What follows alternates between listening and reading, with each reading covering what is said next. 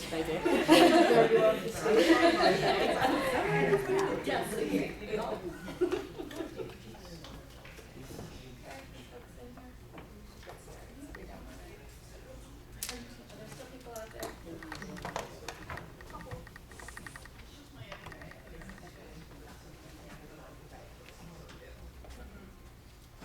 Okay, so we have a very tight schedule, so we just want to get started. I'm Millian Kong, Associate Director and Associate Professor and Graduate Program Director. I am stealing your position. That's Abby Boggs, our new Associate Director, who I just tried to be.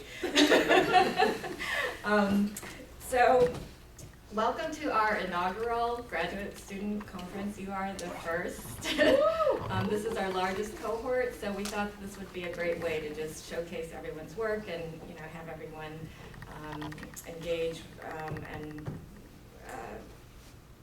give feedback to each other. So I'm going to introduce everyone in a minute, but I wanted to take a minute to introduce Tanisha Ford, who's faculty and was in charge of our admissions process here. So we're not going to do this now because there's only a few of our new students. We'll probably do it around lunchtime, but I just wanted to give her a chance to say something about our new class and welcome. I feel so official and important. You are important. Special. Yes, I had the honor of being over the admissions process for our advanced certificate in feminist studies pool this year, and it was an amazing pool of applicants, and I'm so excited to welcome you all into the program. And we thought that this would be a great opportunity for you all to come in and see really what our department is like, what types of questions and modes of inquiry we're using to do feminist studies work. And I think you all will be an amazing fit into the program.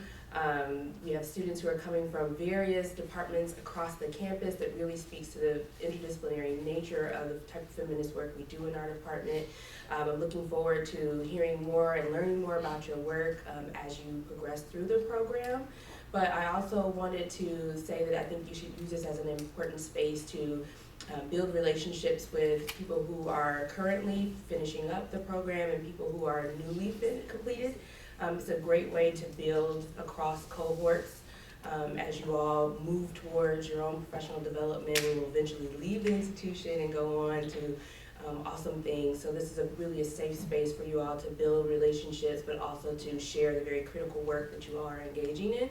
So welcome, I'm happy to have you here, and I'm looking forward to all the presentations. I'll be in and out throughout the day, but hopefully I'll get to meet some of you who I know by name and file, but not necessarily by face later on in the day, so please feel free to introduce yourself. And I just want to say a big thank you to Millian for organizing this event. It's an incredible inaugural event. I can already tell the energy's in there.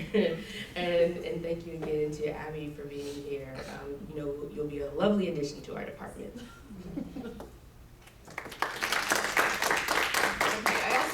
Thanks to our graduate student organizing committee, but some of them aren't here yet, so I'll wait on that. So did we decide we're going order? I'm going second. Okay, so we're going in order on the program, which is alphabetically. This has been a really hard decision. I thought we were going to have to take this outside. But, okay, so first we have Charla Alegria, who's a PhD student in sociology. She's presenting her work from her dissertation, which examines gender, race, and migration in technical knowledge production in the U.S. computing workforce. Should I introduce you each when you come up, or all right? All right. I'll let you introduce everybody together. It actually saves a few minutes. Okay. Since we're short on time. So then next we'll have Celeste Currington is also a doctoral student in the Department of Sociology. Her research interests include comparative racial formations and historical demography. And Cassandra Rodriguez is also in the Sociology Department. Go Sociology! Is originally from Southern California, where she earned her bachelor's degree in Sociology and Gender and Women's Studies. She's a third-year student in the Social Department. Her research and interests focus on race, gender, class, immigration, status and work and how they shape the human experience, focusing on policy, non-citizen reproduction, and the family. She's also very active at UMass. She serves as the managing editor for the academic journal Gender and Society, is the current Center for Women and Communities, Women of Color Leadership Network's graduate assistant and body politics coordinator. She's also on the executive board and a founding member of the Graduate Student of Color Association, which people should talk to her about and get involved with, as well as the Student Senate for Sociology and the Graduate Women's Network Advisory Board. So she's very, very busy, and a great way to, if you want to connect to stuff here at the university, you should talk to Cassandra. And Nicole is last but not least, and she's not sociology, so she makes this panel truly interdisciplinary. UMass Amherst. See, this is my version of sociology, interdisciplinary sociology plus a little something else. We'll be graduating from UMass with a Master of Arts in English at the end of this semester. Yay! Her research interests include Black female subjectivity, race and representation, contemporary performance and media, spectatorship and audience reception. She also has an MFA in theater, and she's looking to pursue the doctoral degree in cultural studies or Africana studies, and to have a hybrid career as an artist, public programming curator, and scholar. Okay, so we'll turn it over to Charlotte. Presentations.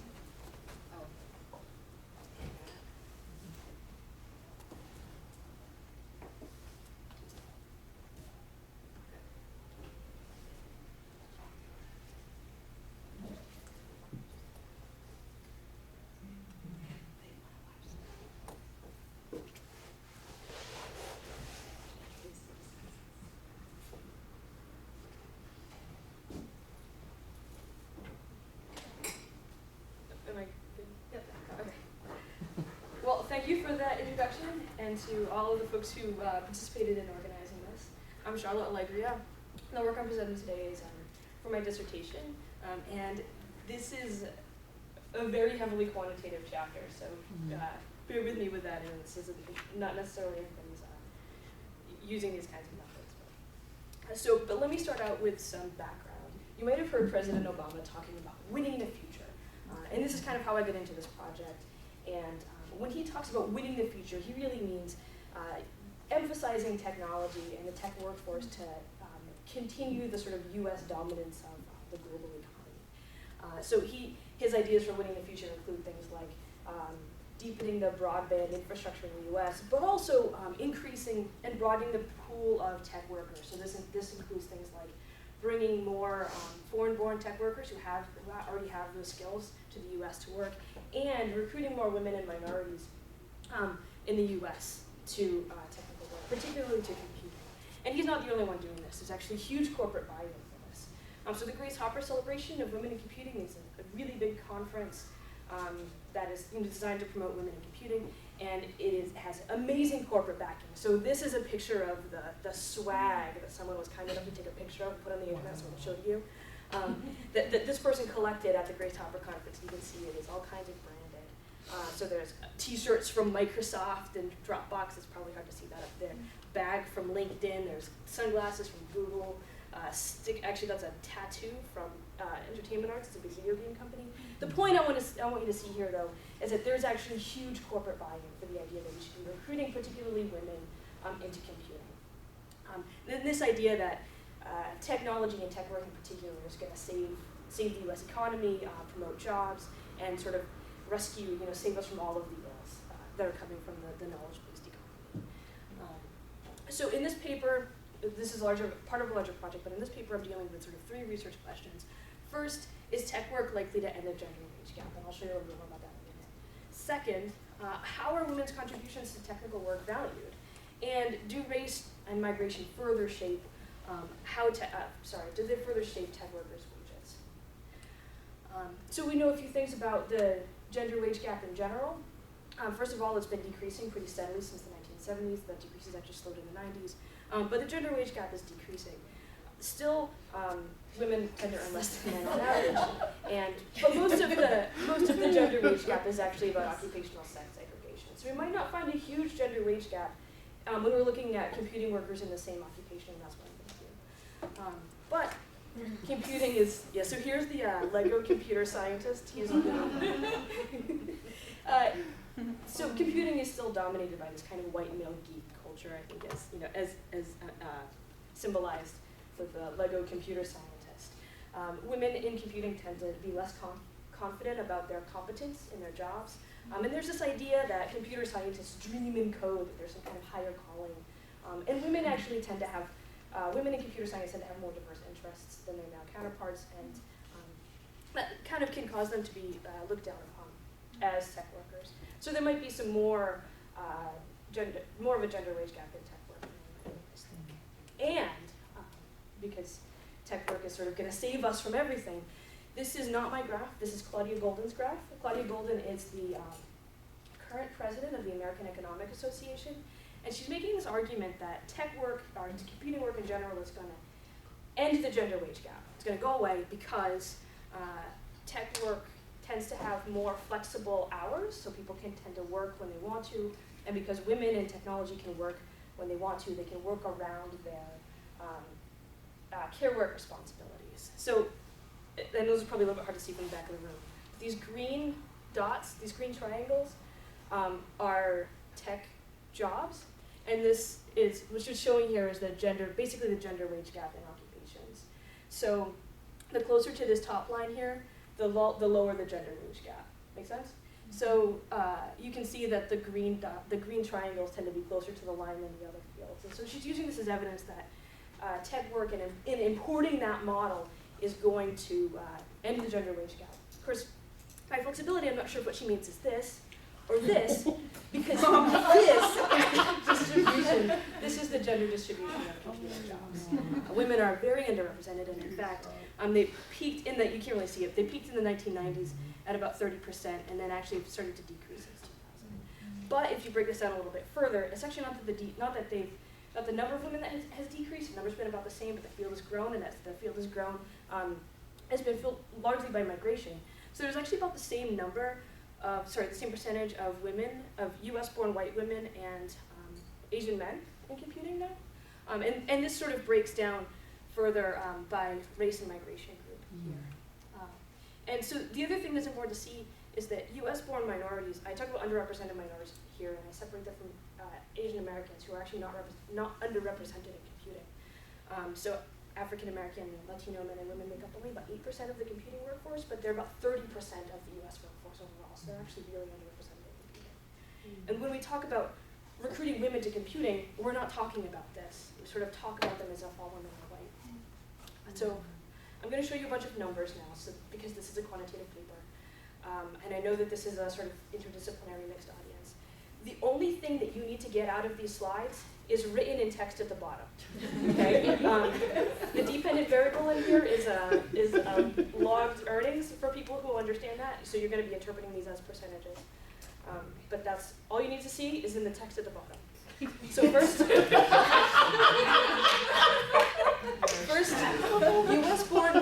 US-born white men are actually not the best paid computing workers. In fact, Asian American men are paid a little bit better, and Western men, so these are men from the global West, Europe, Canada, Australia, and Asian men are actually paid a little bit better. Not all women are less than men, though most do. Asian American women actually are a little tiny bit more, but all other women are less. Underrepresented minorities experience a penalty that's compounded by gender. So underrepresented minority men earn less than US-born white men, and underrepresented minority women earn even less, and the penalty is actually about double for them relative to underrepresented men. The most marginalized women here experience the largest penalty. I'm doing really well. So the most marginalized women experience the biggest penalty. So these are, I call them the other foreign-born women. I'm really not satisfied with that title, that category. Maybe you can help me with that. But these are women who are mostly from the global south. They're from about equally from Mexico, South America, Africa, and the Middle East. And they're the women who we would, in the US at least, think of as women of color, and they're experiencing a larger penalty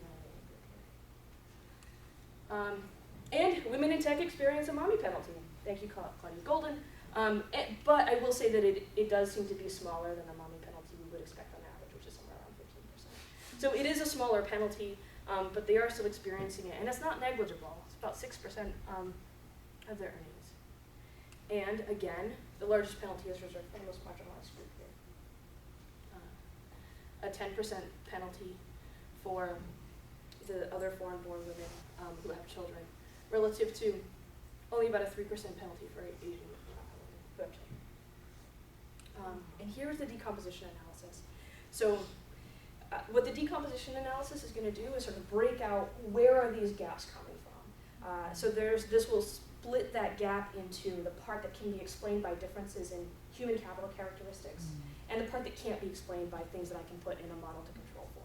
So that gap is going to be, we'll call that the unexplained gap, and we usually think about that as a measure of discrimination. So values over 1 are going to suggest lower pay. In other words, white American men get paid such a percent more. And values under 1 will be white men get paid such a percent less than each of these groups. So here's the sort of way to read this. So this is just an example with Asian American men. This pay gap here is showing us about 1.03, so they receive about 3% less than white American men. Their pay is about 3% lower on average. But based on their personal characteristics, they could actually expect to receive about 8% less. So they don't, on average, don't have as much education, don't have as much work experience. They tend to be working in fields that pay less, things like that. So that leaves actually a 5%, what I would call a preferential bonus. So they actually earn about 5% more than they could expect based on their characteristics. So here again, the line you should pay attention to is this one. It's highlighted in yellow. And for ease of interpretation, I've added these arrows, so you can see they go, the groups with green arrows are earning more than white men. That's unexplained, so they're getting a sort of preferential bump.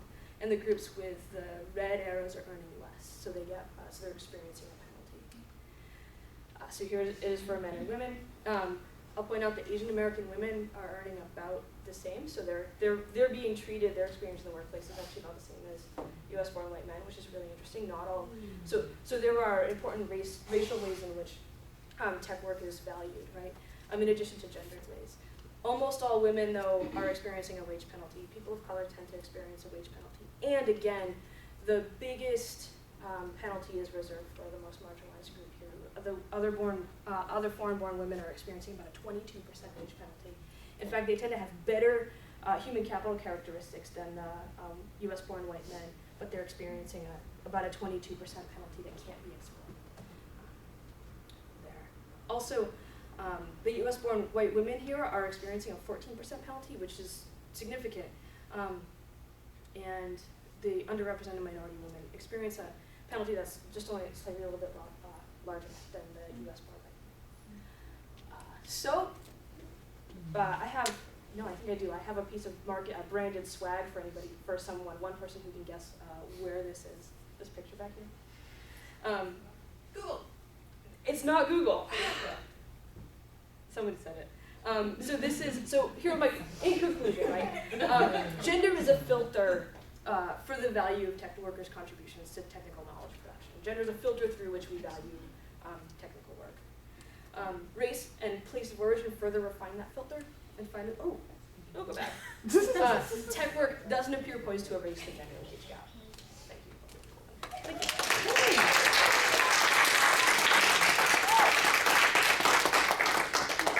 So that was Facebook. That was a Facebook. Headquarters.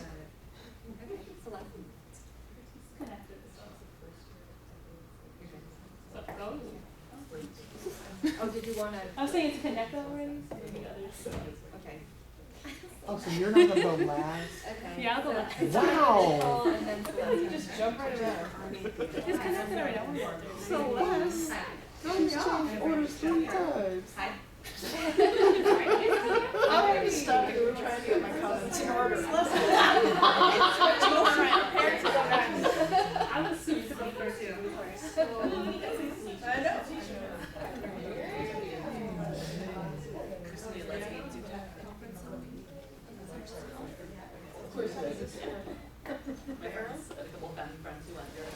Okay, so the one in the middle is the first, and forward election.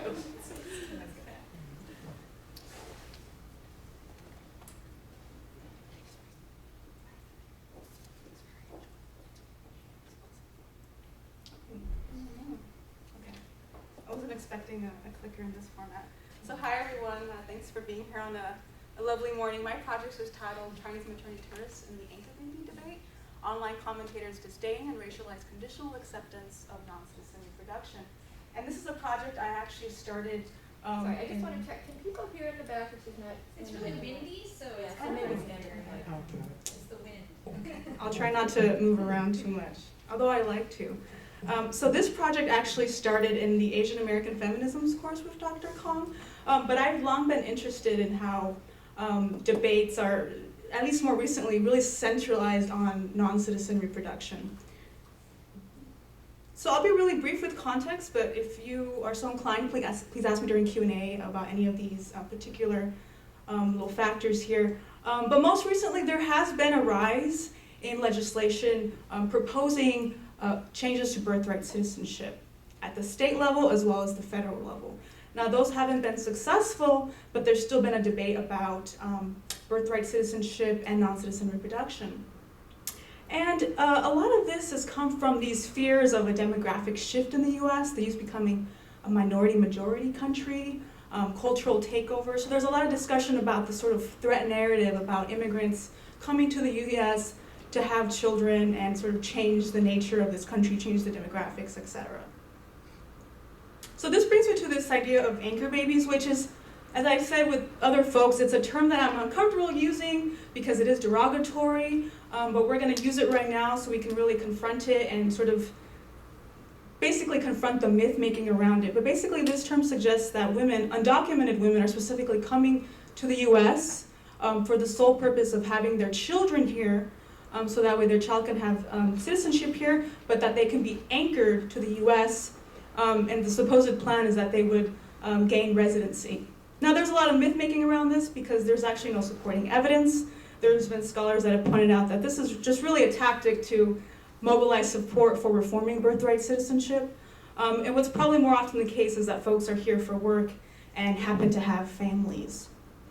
Now, there's been a long discussion about anchor babies for a while, beginning since the 1990s, although again, in the sort of 2000s, 2010, 2011, there was sort of an uprising in this discussion about anchor babies. But it was in 2011 that there was a new discussion about what reporters are calling Chinese maternity tourism. So in 2011, some major newspapers started covering cases of supposedly class-privileged Chinese tourists with tourist visas coming to California to stay at maternity hotels for the sole purpose of having their child born on US soil so that their child could have birthright citizenship. And the supposed plan, and of course this is all speculation, is that the mother and child would return to China, and then the child would return when the child is ready for university training. So in that sense, the plan is, the speculation is that these children wouldn't have to worry about immigration visas, they wouldn't have to pay international fees, and that these are sort of like global elites just trying to navigate the competitive labor market in the global marketplace. Now, I'm really interested in this topic, and there's certainly a lot on reproduction, non-citizen reproduction, and in my paper I'm engaging with a lot of different conversations. So I'm speaking to literature and feminist intersectional scholarship, certainly legal studies, immigration research, Asian American feminist research and literature, and lots of works on belonging and citizenship. And what's missing is that a lot of the literature seems to really privilege the voices of elected officials and prominent social actors. But I seem to agree with Evelyn O'Connell-Glenn, who's a sociologist, a feminist sociologist, and she sort of makes the claim that citizenship is not just about a legal category, it's about membership and about community. So really, just average citizens really police the boundaries of citizenship and who counts. And so it's not just elected officials that really designate who counts as a citizen. And another thing, I'm also sort of trying to speak to some literature by feminist philosopher Natalie Cisneros' work. And she has done some really nice work on non-citizen reproduction. And she sort of tracks how the non-citizen is marked as this perverse subject whose fetus and her body is already perverse, in contrast to the pure white citizen. So she kind of uses a dichotomy. And I'm sort of interested in wondering, is the non-citizen person already marked as perverse? Are there times in which the dichotomy is not useful? Are there times in which non-citizen reproduction is somewhat welcomed or looked a bit differently. So that's sort of a question I've been wondering. And then specifically, I look at online commentators because that's how you get to the non-state actors. And there's no survey data. It's not as if you can go out and do interviews because you would be worried about social desirability bias. So I ask, how do online commentators make sense of debates concerning birthright citizenship and anchor babies in response to the media coverage on Chinese maternity tourism? And how do people contest and or construct the boundaries of citizenship?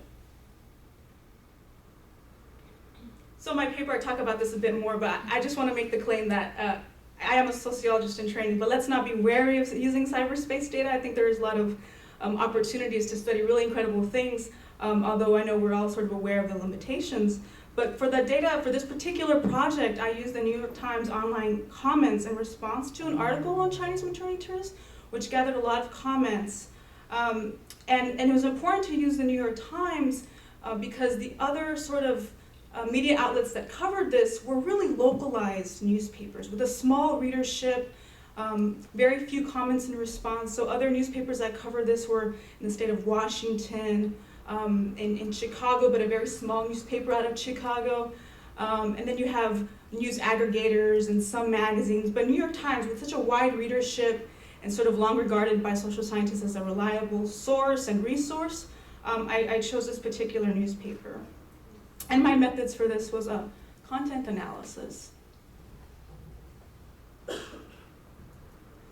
So I'm only going to focus on one particular theme today, but I find that online commentators overwhelmingly demonize Chinese maternity tourism and sort of think about that case in sort of broader debates about anchor babies and birthright citizenship. So for a lot of online commentators, they're thinking about this as another reason why birthright citizenship should be reformed and make comments about how they're all anchor babies.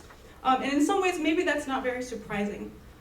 Another thing they do, which I think is actually really fascinating, although I won't talk about too much today, is that they think about Chinese maternity tourists in comparison to undocumented women. And these undocumented women are very explicitly racialized as Latina or Mexican. Commentators don't shy away from using very racialized terms.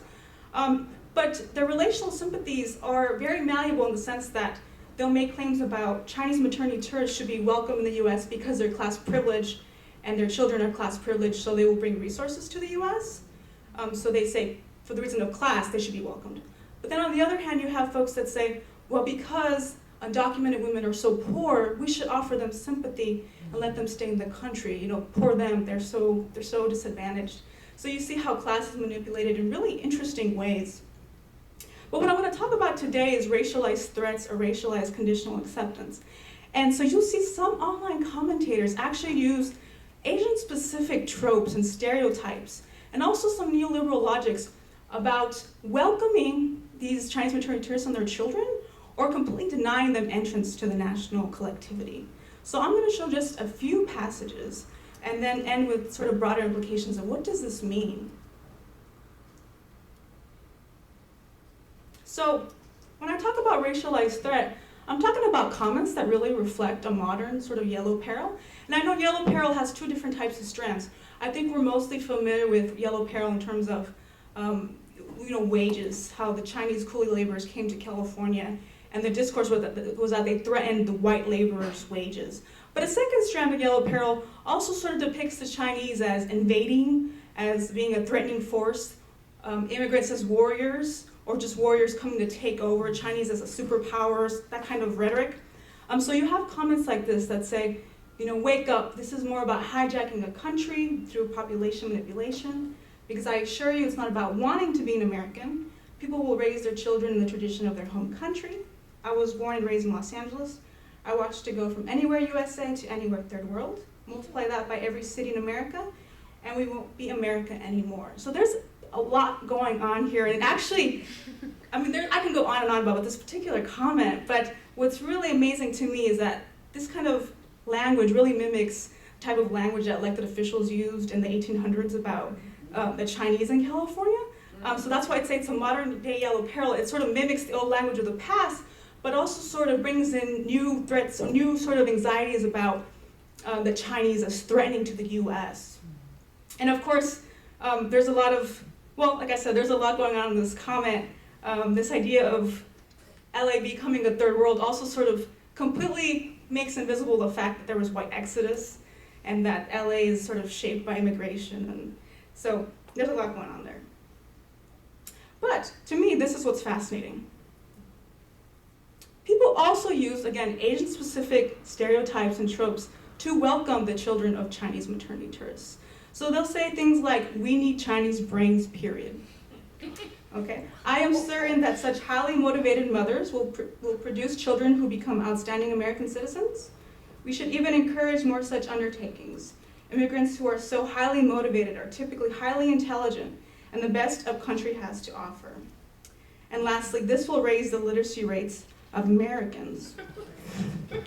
So you see these, now what I find really interesting is that while these folks are being welcoming, the reason why they're being welcoming is actually really problematic, right? Because they're relying on these stereotypes. And they're allowing for this sort of conditional acceptance if and only if these folks actually really meet those stereotypes. And so it's problematic. And there's this sort of, to say Chinese brains, this sort of biological determinism, I think is also really fascinating, really problematic. And you see here a sort of implicit reference to the tiger mother, highly motivated mothers. So in some cases, Chinese maternity tourists and their children are welcomed. But it's a sort of racialized conditional acceptance that's really problematic. And so I'll say, you know, as Latinos are the largest minority group in the US, and Asian immigrants are one of the largest and fastest growing immigrant groups in the US, and again, as anchor baby debates continue to be in the public sphere, I think it's really important for feminists to consider what this means in terms of belonging and citizenship. And I hope that we can have a sort of a continued discussion about these topics. And personally, I would hope to have, would love to collaborate. So thank you for your time.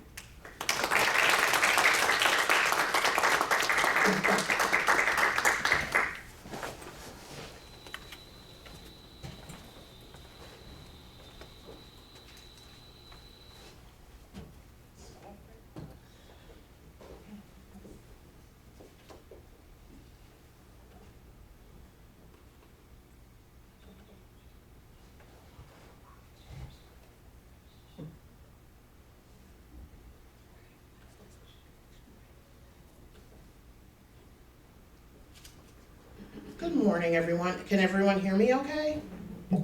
So this paper is extremely interdisciplinary. I don't even think that I pull from my own discipline, except for I wrote a paper on a paper. So, so I will be reading from a paper. That's kind of my quote to my department. First launched in 2008, the Blacklist Project is comprised of a portrait exhibition, several documentary films featuring 50 prominent African-American men and women. Created by prolific photographer and filmmaker Timothy Greenfield Sanders, the Blacklist Project is intended to acknowledge and celebrate the successes and achievements associated with its participants. Serving as a template for further projects of similar nature, the Blacklist Project is the first of several initiatives spearheaded by Greenfield Sanders, whose subjects are members of marginalized communities, none that he belongs to as a white, college-educated, middle-class, straight male, including the Latino List from 2011, the Latino List Volume 2, 2012, and the Outlist 2013. Marking his place in the discourse, Greenfield Sanders' work has the ability to command authority because of his access and influence. Considering the subject matter of his most recent work, representation in the politics surrounding it comes to mind. Employing Black feminist theory, critical race theory, and visual cultural studies, my paper examines selected portraits and interviews of women who participated in the Blacklist Project, and I determined from that his work only reinscribes mainstream representations of African American women, which tends to be negative. For today's presentation, I will focus specifically on the portrait and interview of urban erotic fiction writer Zane. There are so many things that drew me to Greenfield Sanders' work. Thinking of the subjects of his later work, i.e. the Blacklist, the Latino List, the Outlist, you're seeing a pattern. People who are of marginalized communities who are subjected already to negative renderings of themselves in representations in mass media, his prestigious career and the point he chose to take on this type of work. So he's been in the field now for about 25 years at the time when he started the Blacklist. And his work has been featured all over the place. I'm gonna go over that laundry list later. And it's just really interesting, after he's marked this moment for himself in his career to start taking on these types of subject matters. And also the other thing that drew me to examining his work is the potential audiences that would consume this work, and also the lack of accessibility and availability. For example, I had a very difficult time accessing the DVDs for the Blacklist. With the Blacklist, there's 3 volumes. They took all the interviews and segmented them. Only volumes 1 and 2 are on DVD. When they first came out, they were only available at Target for a couple of weeks. And now you can only buy them exclusively from his website, and they're like really expensive. And then with volume 3, that's not available on DVD, and the only time I've been able to see it is on HBO or BET during Black History Month. And so the same goes for the Latino list and also the Out list. I had to do some really bootleg stuff to get access to watching the Latino list and the Out list. So this kind of, I'm stating why I wanted to do this work. And also thinking about the types of audiences because it's a 2-pronged project, thinking about the people who go to museums, which is where the portraits toured, and then also thinking about the people who had access to the work, i.e. the people who can afford a $35 DVD or even a subscription to HBO. These audiences tend to be white. So of course I'm like, oh my God, I have to write on this man. And no one has written on him yet to this day. I don't know why he's untouchable, but that's another story. So the quote I have here on this particular PowerPoint slide is exactly why I do the work that I do. I pulled this from Bell Hooks' Black Looks, Race and Representation, and the quote goes like this: "Images play a crucial role in defining and controlling the political and social power to which both individuals and marginalized groups have access. The deeply ideological nature of imagery determines not only how other people think about us, but how we think about ourselves." So this is essentially not only why I did this project, but why I emerged in the work that I'm doing. I feel like mass media, especially to people like me, have done a lot of damage. All of the negative representations that are out in media, I believe, determine how people interact with us on a day-to-day basis. So I'm gonna skip around slides here. So the criticism that I use as the lens to look at his work is Black feminist criticism, and I do that for multiple reasons. One, it acknowledges the interconnectivity of race, class, gender, and sexuality as systems of oppression. It also asks of participants and the artists to be self-reflexive. It marks positionality of marginalized communities, and it also demonstrates the influence that history and society has had on Black female subjectivity. And for this paper specifically, I pulled from Patricia Hill Collins's Black Feminist Epistemology, which is in her book, Black Feminist Thought, Knowledge, Consciousness, and Politics of Empowerment, and also Bell Hooks' text, Black Looks, Race and Representation. And other criticism that I pulled for is critical race theory, as I believe Greenfield Sanders is utilizing multiple privileges to insert himself in the discourse in this way, including being a white male. So I quote from whiteness studies and things like that. So this here are selected portraits from the span of the project. And he shot all kinds of people, as you can tell, so it's like a mix of celebrities, politicians, artists, rappers, producers, so on and so forth. So for this particular project in the Out list and the Latino list, he has the subjects posed amongst a gray backdrop, and he takes, depending upon who he's shooting, from like torso up. And he does this for all of his later works, but his earlier works, as you'll see in a couple of slides, his framing of subjects back in the day is a lot different. So here is some of his earlier work. So one thing that I wanted to note is I want you to really take a look at Toni Morrison's picture here, because she's a subject who is featured in the Blacklist, thank you. And you'll see her portrait later. So this is a sampling of the work that he did prior to taking on the Blacklist. So this is his self-portrait. I actually wanted to show his self-portrait because he did his self-portrait in the same fashion as he did the portraits for the Black list, the Latino list, and the Out list. And I feel like he's suggesting that there's two things that I'm reading from this photo. He's suggesting that I am of these people, but also with the control of the shutter here, that I have control of what that image would be.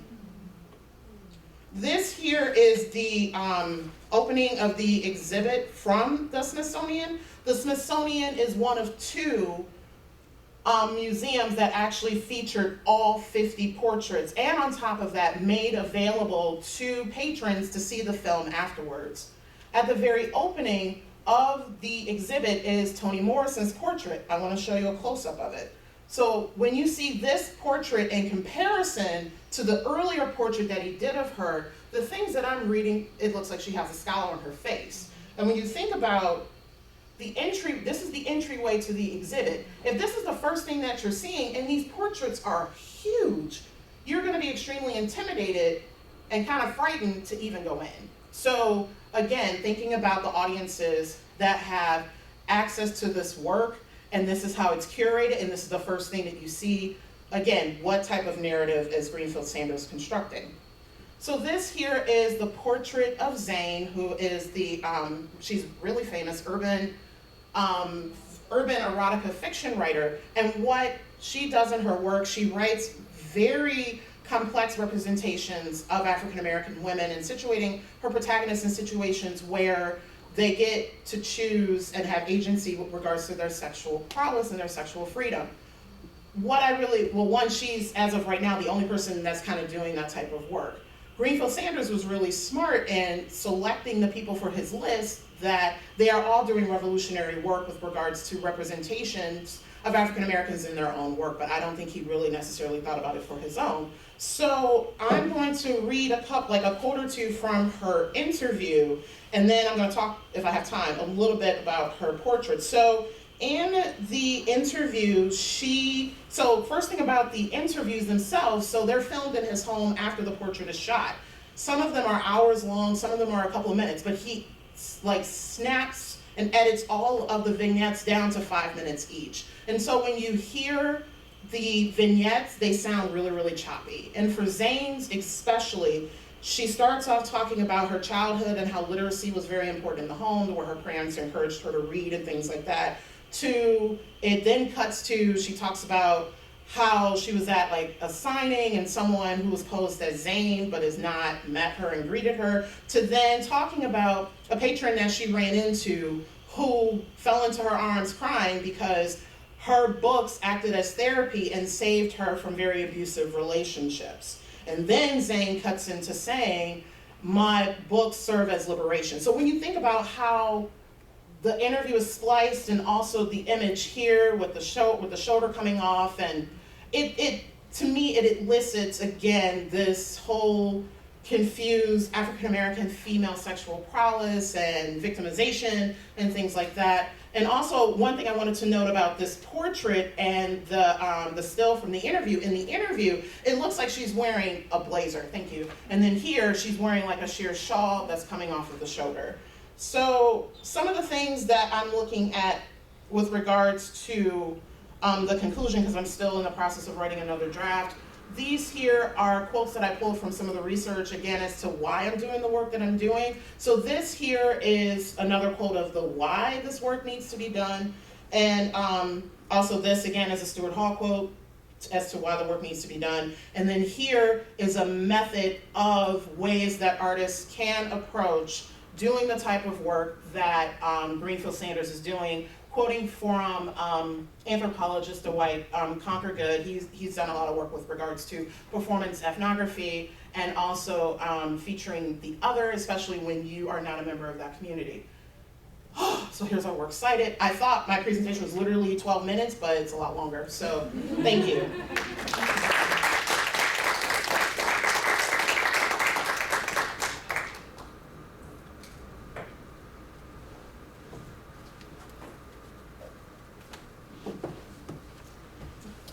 Take a moment to just apologize. Do you need help?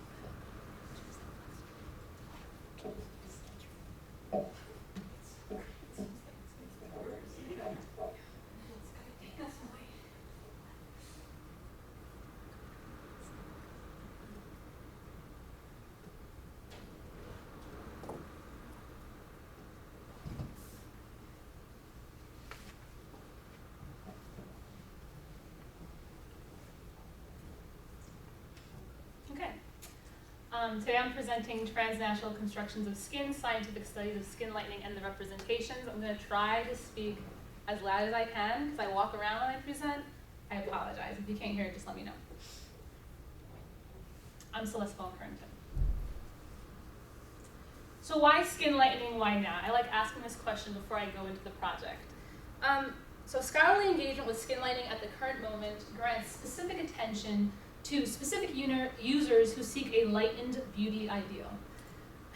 I didn't know you were there, sorry. Women who are discursively represented as non-Western, okay? So this analytical gaze offers the following research question. Why do some bodies and not others come under scientific scrutiny?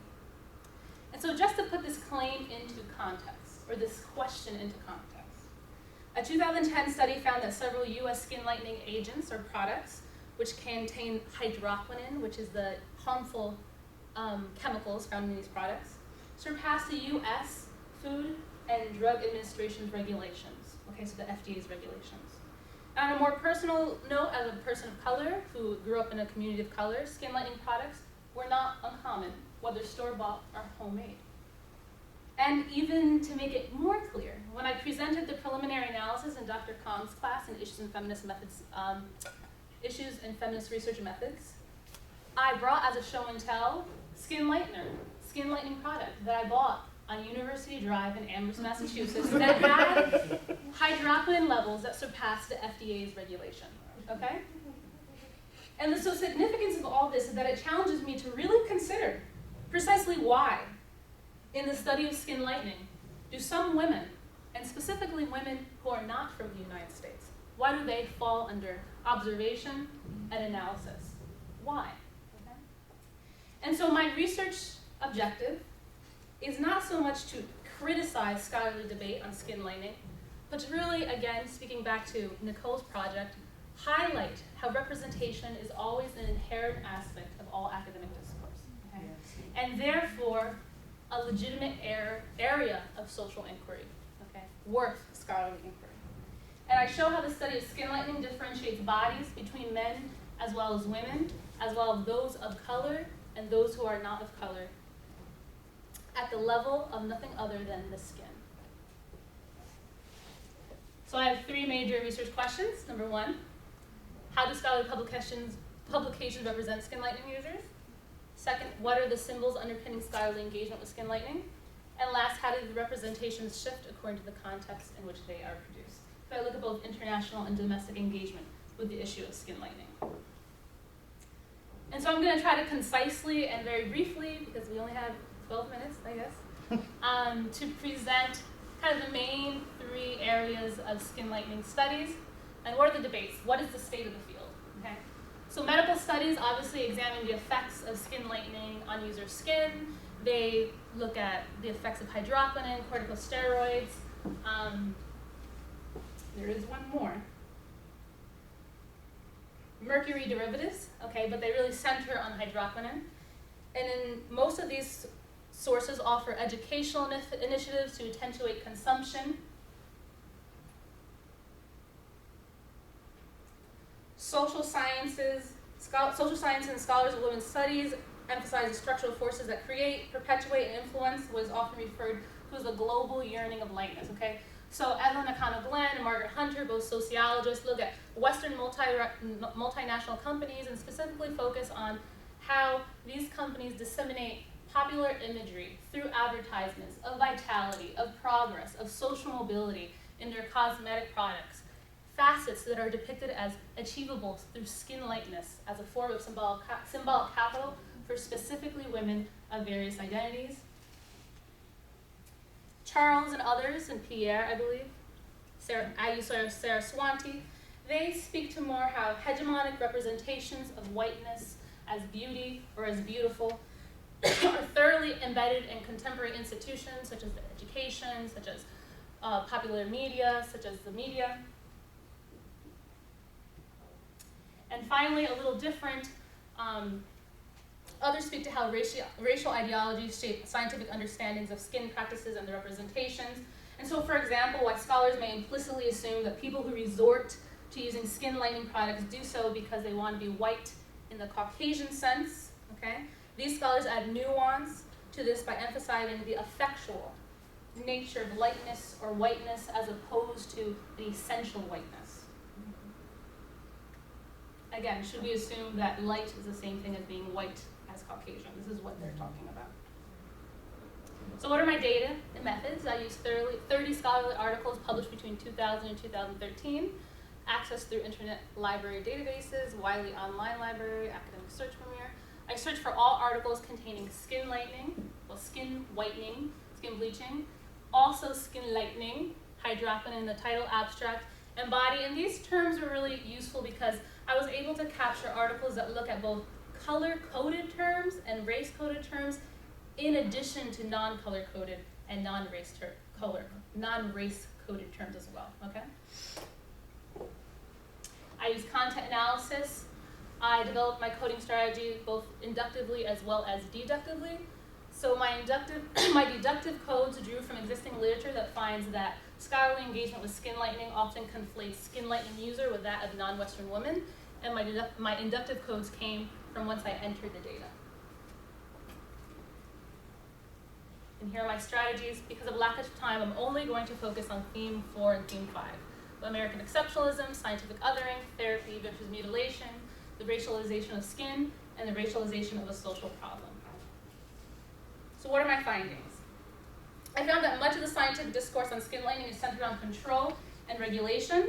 In these discussions, international and domestic articles forwarded depictions of women as having very little control over their own bodies. Other prominent discussions concern a framing of skin lightening as a means to acquire racialized Caucasian whiteness. And before I get into the details, I want to mention that although existing studies do find that men do resort to skin lightening, okay? Within the articles that I found, I think only one article nonchalantly mentioned that men are users, okay? So this is a data point in itself that is important. Ooh, I'm about to go fast. So let's go. First, I found that articles tend to essentialize race at the level of skin. Outdated vocabulary was used. For example, Negroid, Caucasoid, and Mongoloid skin. Ethnic skin, Asian skin, as you see here. Corresponding vehicles in Asian populations, Mongoloid and dark Caucasoid, okay? Not so surprising in 2004, in my opinion. So scholars' discussions concerning the effects of chemical on surfaces such as Mongoloid or Negroid or Caucasoid skin illustrates how biological differences at the level of the body, or more precisely at the level of a person's skin, are still commonly evoked to prove racial differences. I'm about to rush through this, hold on. Okay. So, let's look at these quotes. As women with light skin tone use skin lightening products mainly to treat hyperpigmentary disorders, as skin tone becomes darker, the driver for usage is mainly the woman's personal preference. Okay, one quote, next article. Women with low educational level appear to use skin lightening products mainly because of their preference for a lighter skin tone compared to women with higher educational levels. Third, women with higher income levels are more driven by the therapeutic application of skin lightening products rather than using them solely to lighten their skin tone compared with women with low income levels, okay? So from this type of discourse, we find that the representation is that those who are darker, those who have lower income levels, those who have lower educational levels, based on personal preference, divorced from larger contexts and structures such as colorism, are distinguished by those who are liked, those who have higher income levels, those who have higher educational levels, who do it for therapy. Okay, so there's this distinguishing between. And so I'll just end here. This is very common within the concluding remarks. Health providers in other African cities, as well as those dealing with immigrant opportunities in European countries, should be aware of this growing problem. So these articles are less interested in examining the effects of skin lightening on skin and more interested in examining the users themselves. As illustrated in this quote, health providers of northern cities are warned to maintain an awareness of a growing problem that presumably accompanies a growth in immigration, right? In this context, differences in race, ethnicity, citizenship, and of course gender stand in direct contrast to those who have control over those bodies and rather call for alarm, call for regulation, and scientific observation and analysis. So as a result, the United States and other European nations from where these studies were published were discursively represented, although false, as a nation free from any institutional form of colorism. And so in other words, the construction of skin lightening as a problem pertaining solely to a growing immigrant community of women sheds light on how precisely national identities were constructed through the othering of certain bodies and their beauty practices.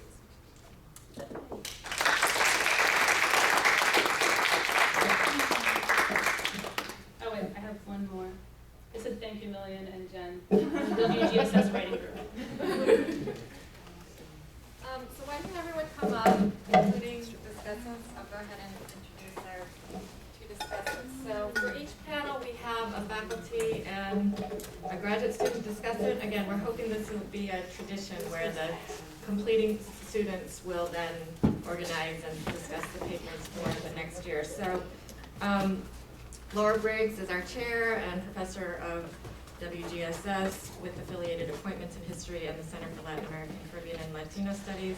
She is the author of Reproducing Empire, Race, Sex, Science, and U.S. Imperialism in Puerto Rico, co-editor with Diane Marr of International Adoption, Global Inequalities and the Circulation of Children, and most recently, Somebody's Children, The Politics of Transnational Transracial Adoption, which won the James A.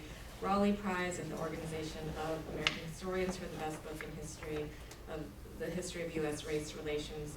She's involved in many different organizations, but particularly part of an organizing collective of the Tepoztlan Institute for Transnational History and the Thinking Transnational Feminism Summer Institute. Her new project is tentatively titled All Politics Are Reproductive Politics, Immigration, Welfare, Gay Marriage, and Foreclosure. Rachel Jessica Daniel is a doctoral candidate in the English department. She received her certificate last May. Her dissertation, Resurrection, the Black Church in a Post-Civil Rights Movement Era, examines contemporary representations of Black church culture in films, stage plays, Black Christian popular fiction, and rap music. She is currently teaching a literature course which examines constructions of Blackness in African American and Latino American literature and popular culture. So they'll get us started off and then I'll bring it up. So thanks, Million, for organizing this incredible I event. forgot to say thank you to Laura, who scrounged around for all the money to pay for So eat the salmon. I want to thank all of our paper presenters for remarkable papers, which I got to read the long form version of, in which I will talk about all too briefly for in the next few minutes. Cassandra Rodriguez's paper on Chinese maternity, and I'm going to talk about them in no particular order because I just couldn't figure it out. So her paper on Chinese maternity tourism contributes in a fascinating way to the growing scholarly literature on right-wing activism against the 14th Amendment's granting of birthright citizenship. While that activism has been grounded in anti-Latino racism, Rodriguez asks, what happens when the non-US mothers in question are Chinese nationals rather than purportedly non-citizen Latinas? To explore this question, she looks at the comment section of the New York Times in relationship to an article about pregnant Chinese women who come to the US, presumably on a tourist visa, and stay long enough to have their babies, who then are able to carry blue passports that will allow them freer travel, including perhaps to attend US universities. The comments range from those who argue that the US economy needs Chinese brains, although fascinatingly not Chinese bodies, and that their tiger mother parents will raise a model minority generation that will be of use to US IT and other sectors, to those who see these children as potential sleeper cells of Chinese criminality or nationalist interest. You didn't get to hear that part, it was really wild. To others who construct Chinese maternity tourism as just another instance of the illegitimate exploitation of a loophole in US citizenship law that allows Chinese families, like Latino families, to produce anchor babies. As Currington points out, the right-wing racist discourse is fanciful in so many ways that I won't go into, but in its construction, particularly of the history of 19th century immigration law, court cases explicitly contemplated whether birthright citizenship was meant to apply to the children of non-citizen immigrants and concluded that it did. I would add that the racist contestation of the 14th Amendment has a long history. The 14th Amendment was the first time in US jurisprudence that African Americans were acknowledged as citizens of the United States, and Southern states fought it bitterly in the Reconstruction era. It forms the backbone of opposition to states' rights claims, and as such, it was foundational in Brown v. Board and other desegregation cases, and even in Roe v. Wade. But to return to the question of Chinese tourists, one of the fascinating questions that Rodriguez and her commentators raise is the issue of the relationship of race and class.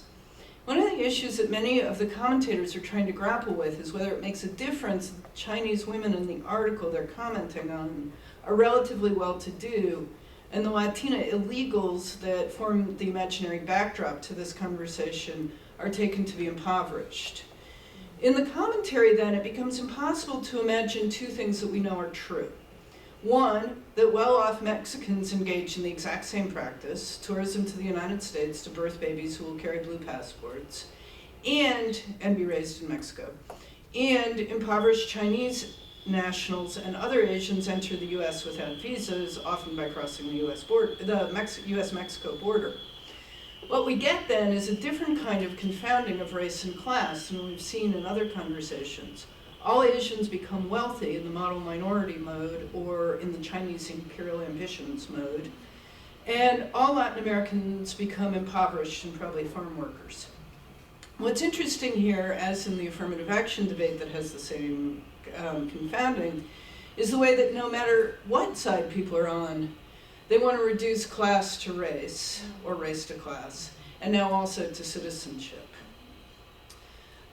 Charlotte Alegria's work calls our attention to wage gaps in computing, noting the ways that these are segregated by race and national origin, not necessarily in ways you would predict.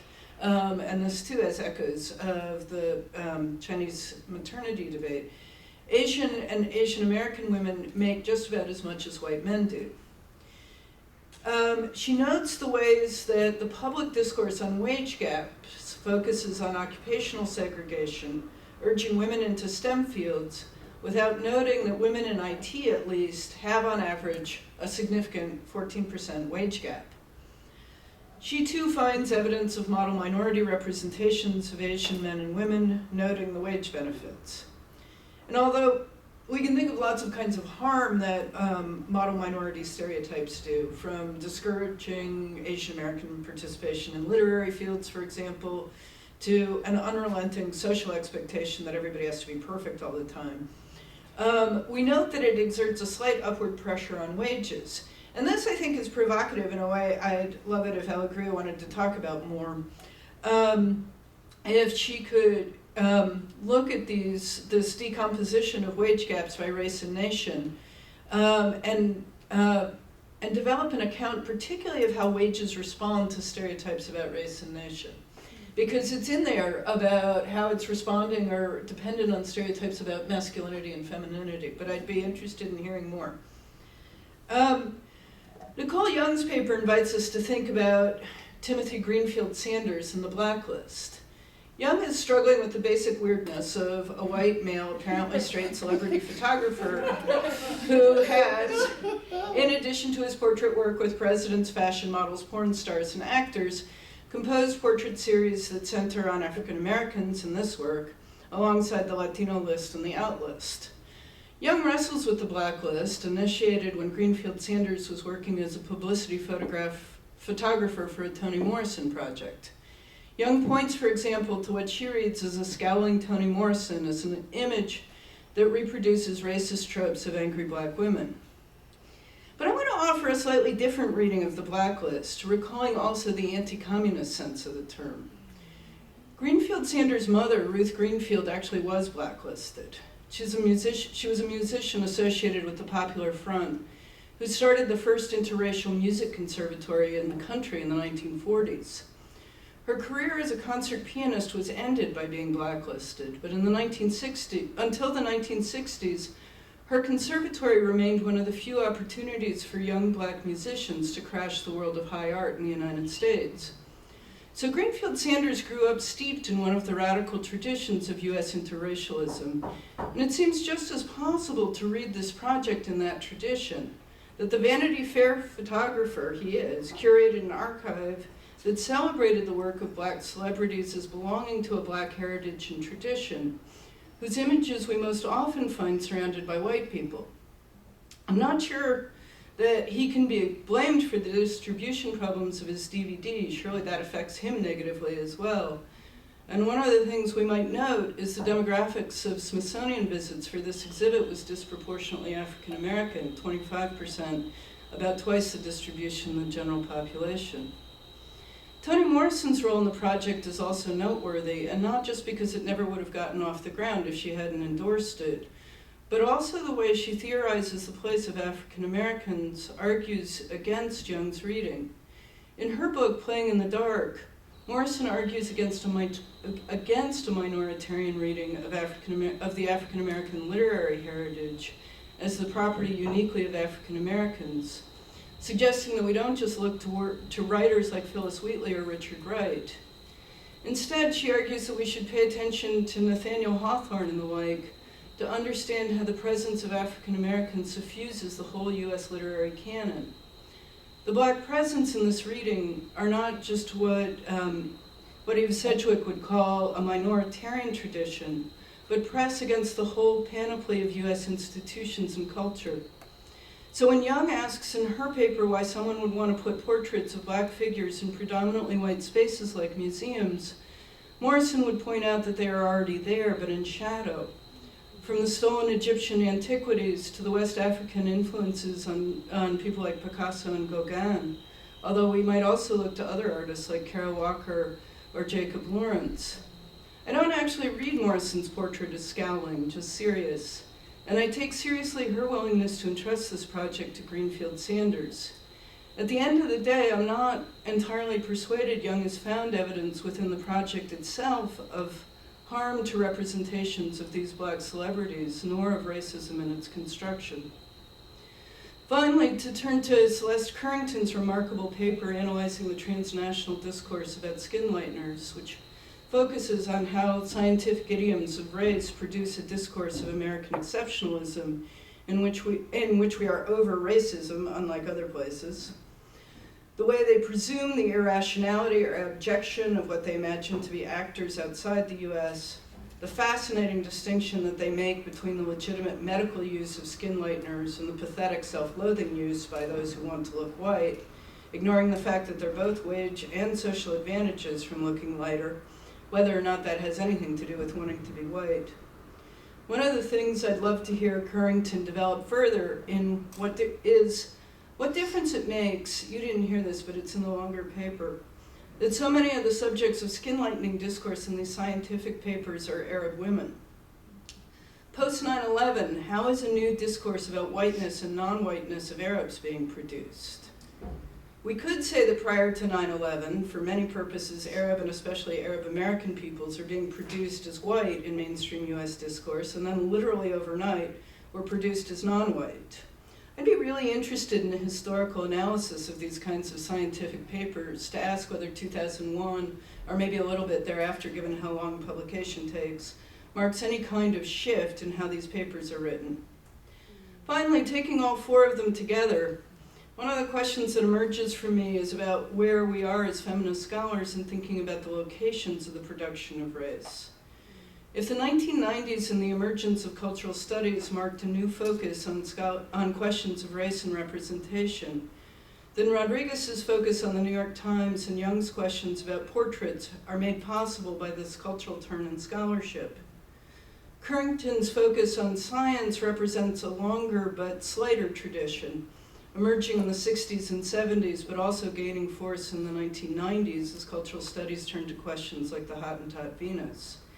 And then finally, and this is one of the things I'm most curious about, Charlotte Alegria's work on wage differentials, while smarter because it's more intersectional, nevertheless represents what might be a slightly antiquated set of feminist questions from the 50s, 60s, and 70s.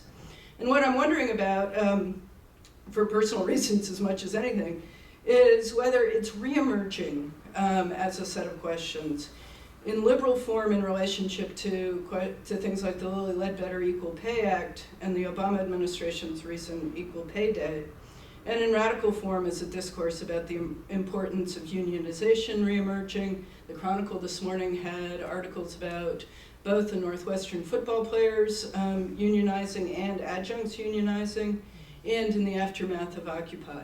So I hope you all will help me sort those questions out. Thank you.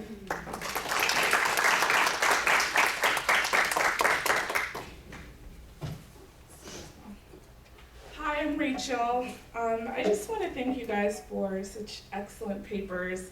I read them all together, and by the end of the day, I was like, the sky is falling, the sky is falling. Okay. As I read these 4 excellent papers, it became clear to me that there's a state of emergency with regards to the ways race, gender, and nationality is read both within and outside of academic spaces. These papers, which all emerge from different fields, demonstrate several key points.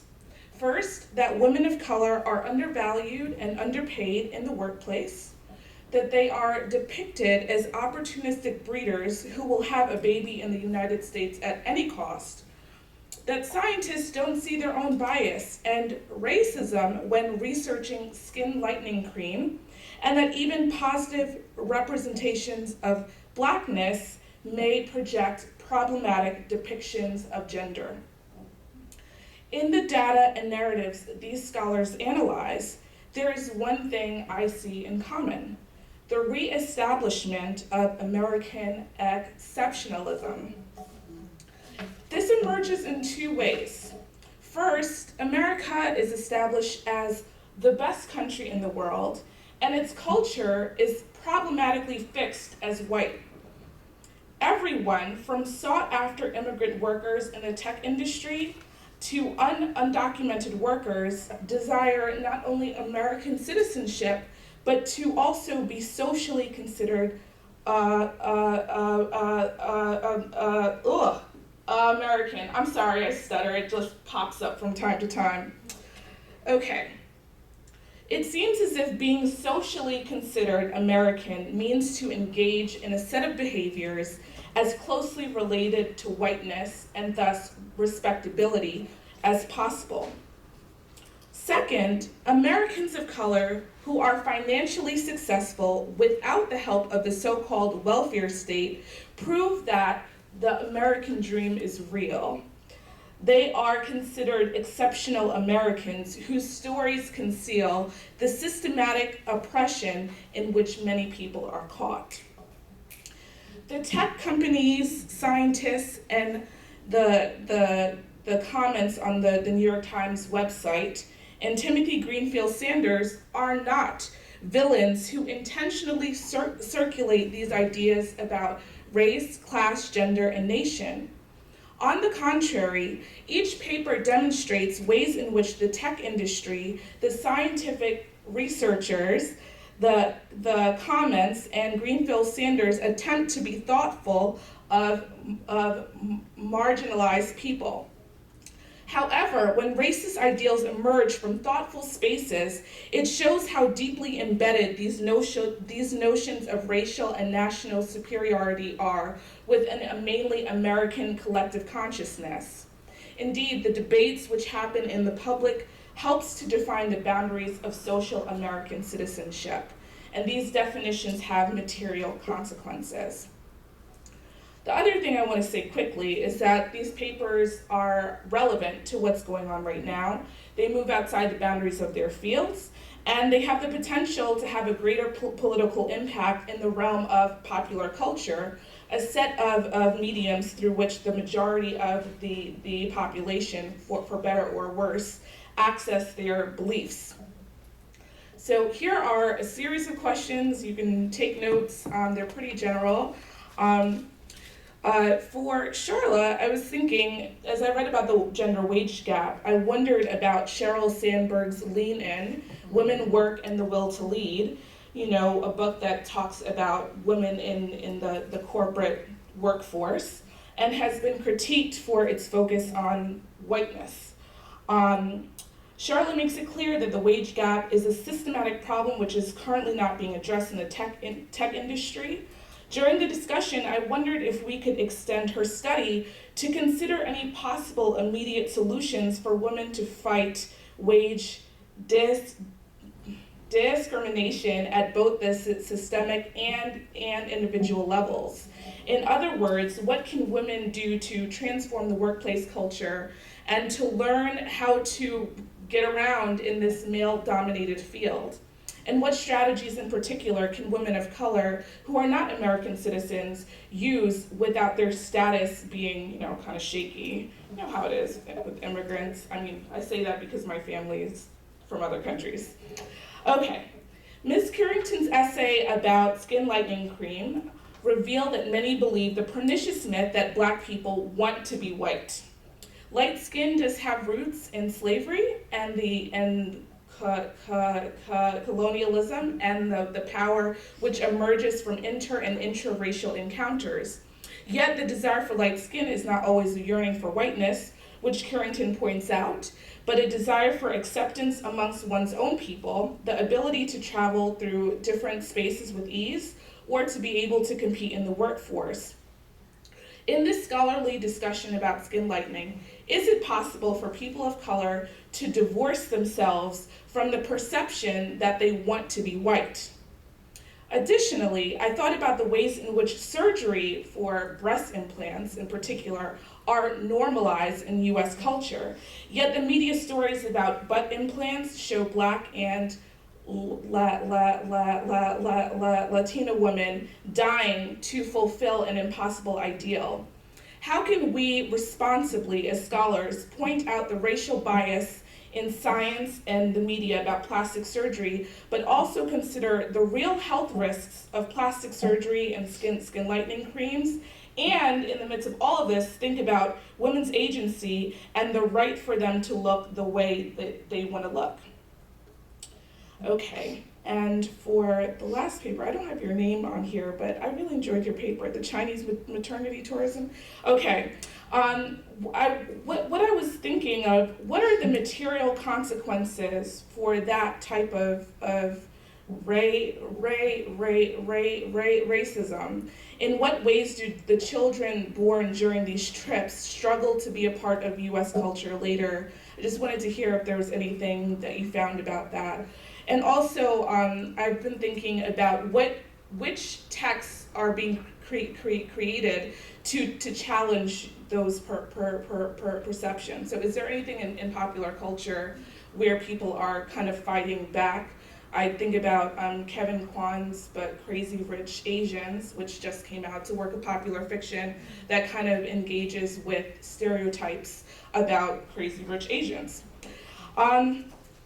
In Nicole's paper, we learned that the Blacklist Project, Greenfield Sanders conceals the methods by which he selects the blacklist, does not necessarily consider his own position, or at least we don't see that he does, as a white person telling the stories of Black people.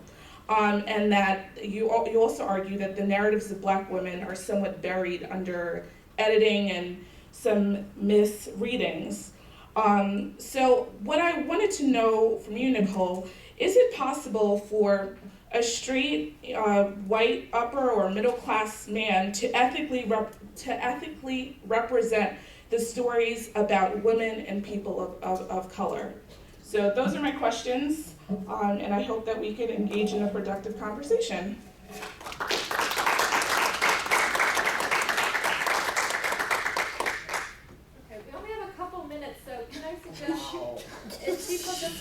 to throw out a couple questions and then we'll just let the panelists all respond to the discussants and questions. That work? Yeah, go ahead. First, let me start by saying I thought that everyone did an outstanding job. I thought your paper was phenomenal. And so I have a question for the sociologists, and it's not because that's my department. It's just, I don't know, there's a connection and so many things went off. But first off, Celeste made a statement, a very bold statement. I had to write it down the minute that you wrote it. I probably steal it from you. And you stated that representation is always central to academic discourse. And as I was listening to yours, Charlotte's, as well as Cassandra's projects, the first thing that was coming out of my mind when posing questions, it centered around this understanding of, or the importance of representation, right? And so first with Charlotte, and Dr. Boggs, is it?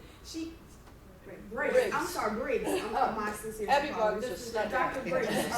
She kind of got at it, but I'll flush it out a bit more and ask you, like, to what extent does representation play a role, especially for the slide that you pulled up about Asian American women and how there isn't much difference in their wage earnings in comparison to white males? Do you remember that slide? It was just kind of blank. You had the arrows. Yeah, that one. And like, did you notice, in your research, I don't know if you've even able to gauge that there were differences in like the profiles of these Asian American workers, female workers, in comparison to other racialized groups, and like, were they more educated? Did they come from more prestigious universities? What are there any other factors outside of the fact that Asian Americans in this country has this label, or they tend to be represented as more tech savvy, as more savvy in STEM fields, right? And for Celeste, I'll go to Celeste. I want to pose a question about this concept of beauty, right? The operationalization of beauty, and how embedded and tied that is to this, kind of phenomenon with, skin lightening, right? And, there's a lot of talk now, I call it the Lupita effect. Oh, and yeah. how is that posing a challenge, right? Or how it may pose a challenge in the future, because it's not that, she's the first dark beauty that we've seen. There's Alec Weck, there's Grace Jones, there's Naomi Campbell, but there's something different about the type of beauty that she represents that extends beyond aesthetic appeal, right? It's that she's poised, it's that she's intelligent, it's that she's well-spoken, she's learned, she's, she was born in Mexico, right? It's our conceptualization of beauty as it relates to Lupita, right? And how that can be transformative moving forward in discourses surrounding colorism. So, yeah. Great. And If you- you and could also introduce Cassandra? yourself. Oh, when I you- did, but I didn't want to take up all the time. I'll talk to Cassandra.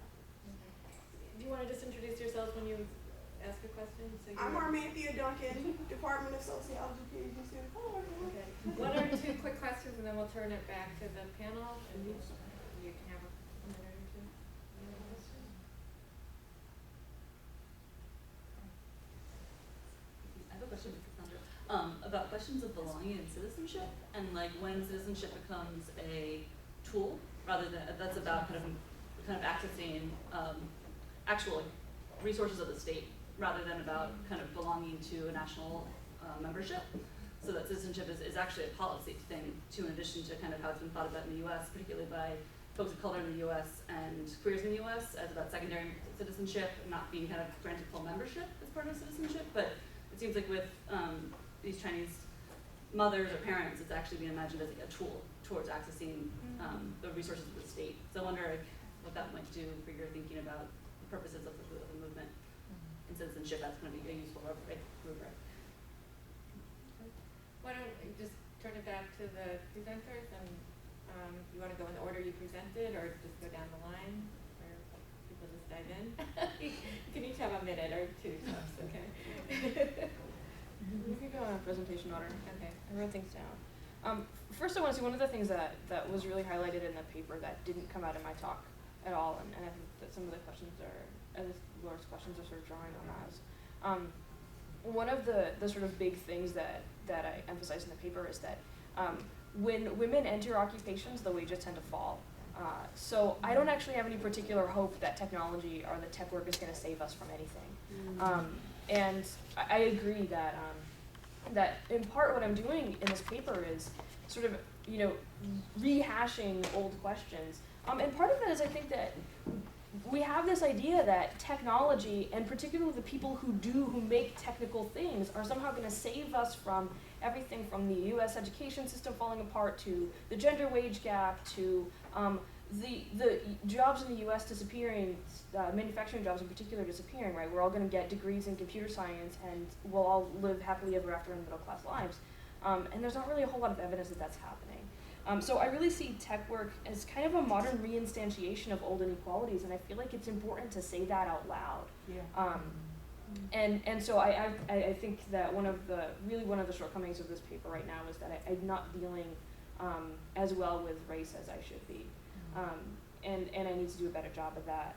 But also, and to Armanthea's point as well, that I think there are stereotypes of who is a competent tech worker, and what that actually means in the context of computer science is that people are very good at math, which is interesting because not all computer scientists do math, right? Some do, some don't, but that's a big part of it. So we have the stereotype of Asians being good at math, therefore they're good at computer science, therefore we can pay them better because they're going to be better workers. Not necessarily evidence of that, but that's just the sort of stereotype that's involved there. And also that people in that there's like a demonstration of a commitment to computer work, which means this sort of willingness to work all hours, to work constantly, and to be completely devoted to technical prowess. And I think that stereotype is one that at least in terms of wages, benefits Asian workers. Doesn't necessarily benefit them in terms of any kind of quality of life, but we do see that translating into wages in this.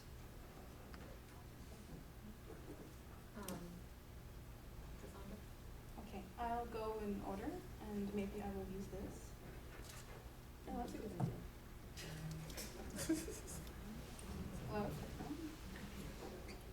Okay, I'll just project, it's okay. So I'll go in order. It's working. It's working.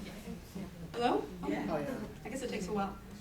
So there was a question, you asked a really good question about the material consequences, what happens next for these children.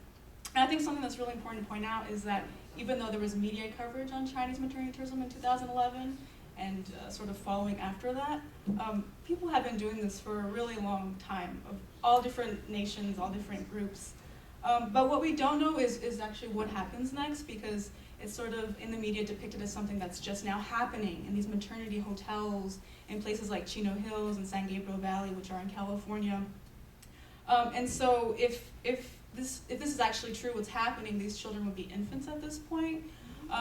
And I guess we'll learn what happens, say, 18 years from now, if the speculation holds true that they're coming here for university training. And I suppose that we would probably, as feminist scholars or as social scientists, probably have more questions to really explore.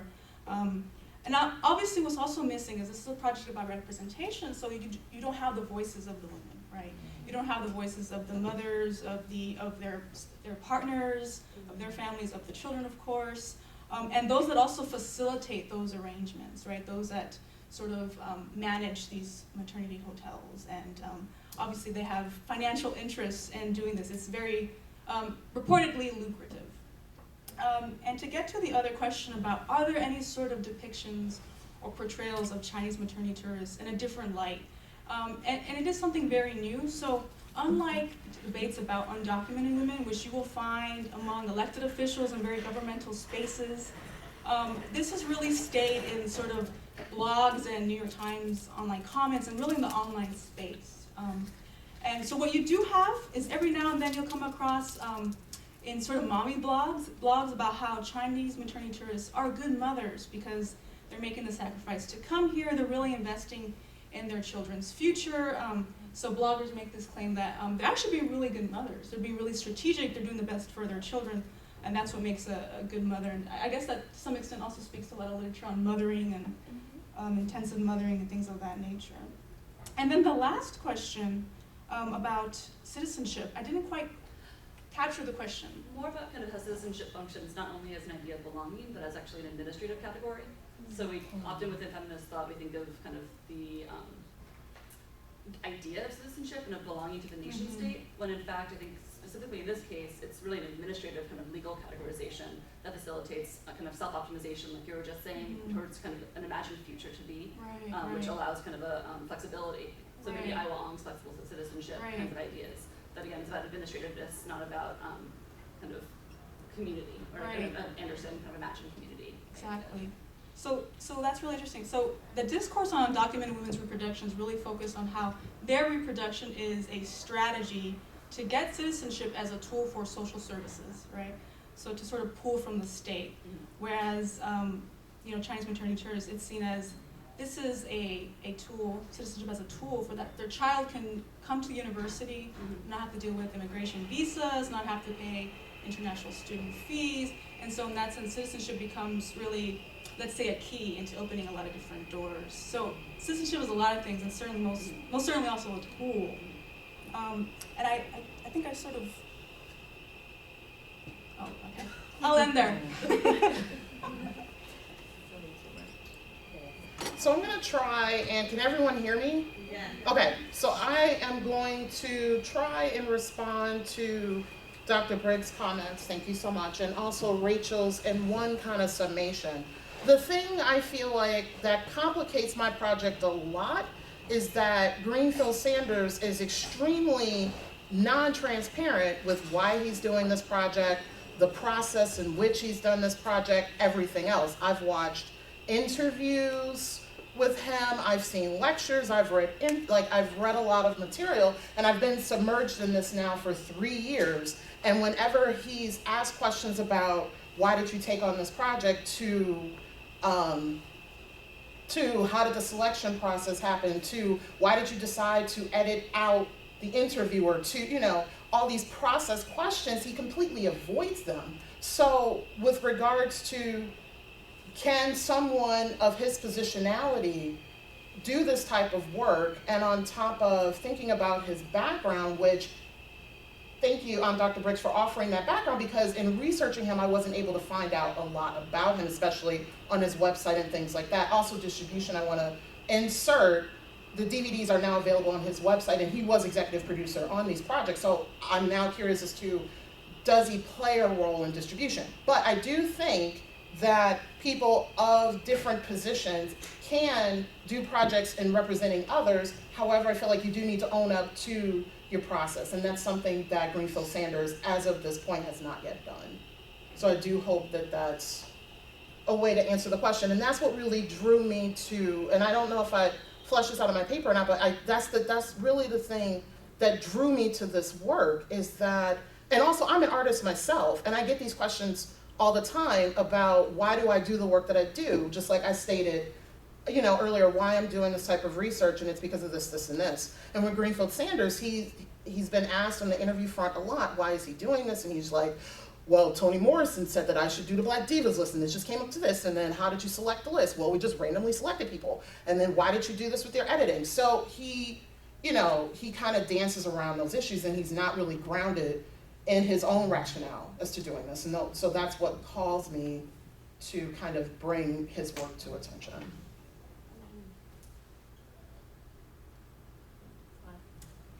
So I'm going to comment on your question, and then kind of respond to your question as well.